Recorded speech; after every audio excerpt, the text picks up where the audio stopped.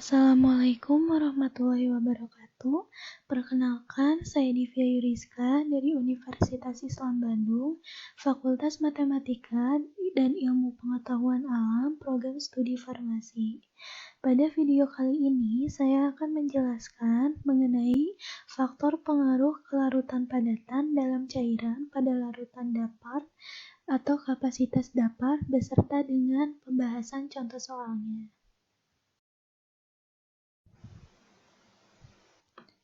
Sebelum ke pembahasan soal, saya akan menjelaskan mengenai faktor pengaruh kelarutan padatan dalam cairan pada larutan dapar atau kapasitas dapar.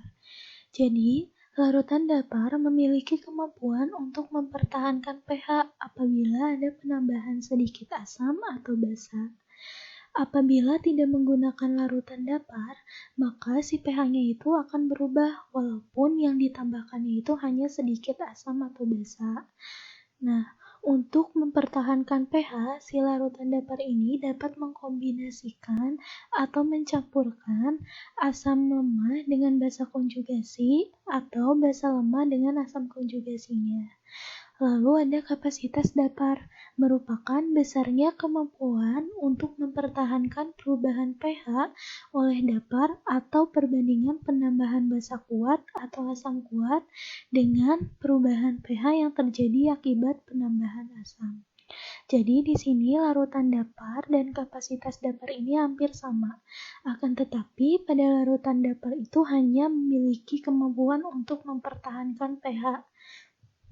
Sedangkan pada kapasitas dapar, kita dapat mengetahui nilai atau besarnya si dapar ini untuk mempertahankan pH. Atau kita dapat mengetahui perbandingan penambahan basa kuat atau asam kuat dengan perubahan pH yang terjadi akibat penambahan akibat penambahan basa. Nah, dalam dunia farmasi, larutan dapar ini berfungsi untuk menjaga kestabilan zat aktif supaya dapat memberikan efek terapeutik yang optimal. Jika tidak digunakan larutan dapar, maka si zat aktifnya itu akan terurai sehingga akan memberikan efek toksik atau memberikan racun pada si zat aktifnya. Nah, di sini ada contoh soal dari kapasitas dapar, di mana kita menggunakan buffer asam lemahnya itu asam arsenat, dan basa konjugasinya itu natrium hidroksida, sehingga menghasilkan garam berupa natrium arsenat. Pertanyaannya itu, berapa gram asam arsenat, natrium hidroksida, dan natrium arsenat yang dibutuhkan untuk membuat 500 ml dapar pada pH 2,19 dengan pKa asam arsenatnya itu 2,19 dan beta maksimalnya itu 0,576. Kita di sini menggunakan beta maksimal, di mana syarat penggunaan beta maksimal nilai pH harus sama dengan nilai pKa-nya.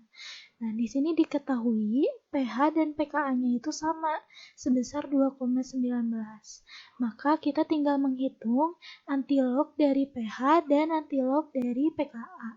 Sehingga H+-nya itu sebesar 6,46 kali 10 pangkat min 3 dan Ka-nya itu sebesar 6,46 kali 10 pangkat min 3.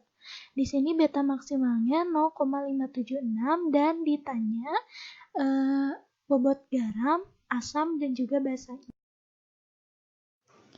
Untuk menghitung bobot asam, basa, dan juga garam, kita harus menentukan nilai C atau konsentrasi dapar total, di mana di sini diketahui H+ dan Ka-nya itu 6,46 kali 10 pangkat min 3 dan betanya itu 0,576. Kita akan menghitung nilai konsentrasi dapar total dengan menggunakan rumus yang ada pada slide. Nah, kita tinggal masukkan saja angkanya, sehingga nanti akan diperoleh nilai konsentrasi dapar totalnya itu sebesar 1,0004 mol per liter. Setelah itu, kita menentukan konsentrasi dari asam dan juga garamnya. di mana kita sudah mengetahui nilai pH, pKa, dan juga konsentrasi dapar totalnya dari perhitungan pada slide sebelumnya. Nah, di sini kita akan menghitung konsentrasi asam dan juga garam dengan menggunakan persamaan dapar asam. Karena pada soal ini termasuk buffer asam, di mana asam lemahnya asam arsenat dan basa konjugasinya itu natrium hidroksida. Nah, persamaan dapar asam itu pH sama dengan pKa ditambah log dari konsentrasi garam dan juga dari konsentrasi garam per konsentrasi asam. Kita tinggal masukkan saja angkanya sehingga nanti akan diperoleh konsentrasi garam per konsentrasi asamnya itu sama dengan 1. 1 itu dari log 0. Log 0 itu sama dengan 1 sehingga nanti kita dapat menghitung konsentrasi asam dan konsentrasi garamnya dari rumus C sama dengan konsentrasi garam plus konsentrasi asam.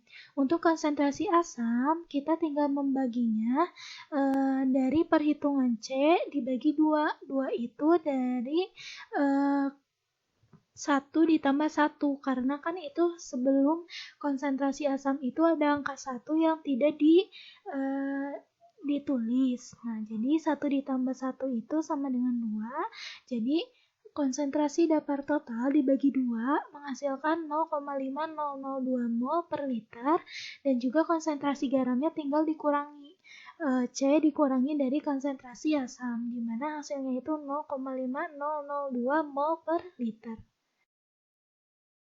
Nah, di sini kita akan menghitung bobot asam, basa, dan garam setelah menghitung nilai C dan juga nilai konsentrasi asam dan juga garam. Kita menentukan bobot asam dengan menggunakan rumus molar sama dengan gram per BM kali 1000 per V dalam bentuk mililiter, di mana nilai-nilai yang akan dimasukkan ke rumus ini sudah diketahui di soal dan sudah dihitung di slide sebelumnya, di mana nilai M-nya itu 0,5002 mol per liter dan untuk berat molekul asamnya sebesar 141,94 dikali 1000 per V-nya itu volume yang dipakainya itu 500 ml sehingga bobot asam yang diperoleh sebesar 35,5 gram. Nah, untuk bobot garamnya kita tinggal mengganti BM natrium arsenat itu sebesar 208. Dengan menggunakan rumus yang sama, kita masukkan angkanya dan BM-nya itu sebesar 208. Sehingga akan memperoleh hasil sebesar 52,02 gram untuk bobot garam. Untuk bobot basa juga sama, yang berbeda hanya di berat molekul NaOH itu sebesar 40 gram per mol. Kita tinggal masukkan saja angkanya di dalam rumus yang sama juga, sehingga akan menghasilkan bobot basa sebesar 10,004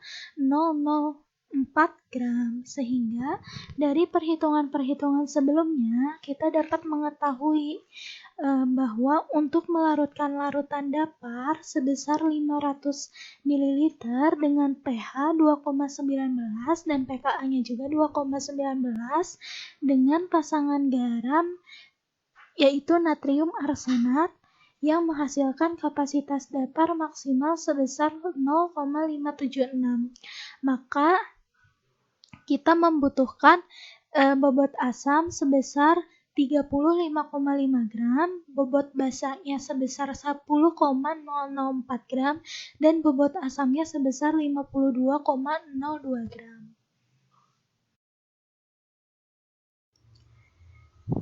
Sekian penjelasan dari saya mengenai faktor kelarutan padatan dalam cairan pada larutan dapar atau kapasitas dapar. Mohon maaf bila masih ada kekurangan. Wassalamualaikum warahmatullahi wabarakatuh.